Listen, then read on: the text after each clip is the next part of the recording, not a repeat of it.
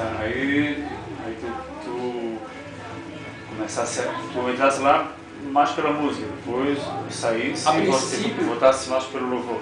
A princípio eu não queria mais nada com isso, não queria mais, porque eu vi que a minha vida já estava tomando um rumo que eu não queria.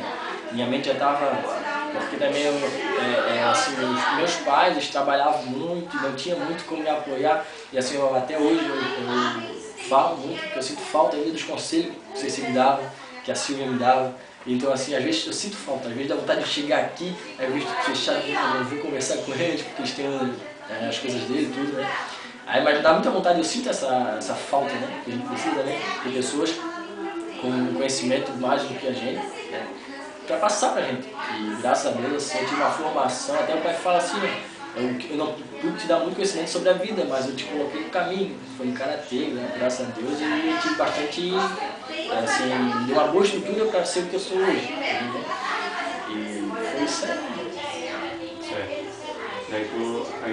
Aí depois tu voltasse com o Marlon para a igreja e acabasse voltando para a música. Porque o baterista começou a trabalhar à noite, por acaso, aí nem tinha me batizado, né? Aí não estava nem aí, eu só sei que a líder, uma hora, o baterista estava faltando tanto, e estava precisando de baterista, aí na hora eu estava sentado lá, estava começando, o louvor, a líder foi lá, nossa líder de louvor, foi lá, me pegou pelo braço, vem tocar. Me jogou na bateria, sabia, não conhecia muito bem as músicas, só conhecia os compassos, 3, 4 e foi. E ali em diante eu comecei a realizar com ele e tô aí.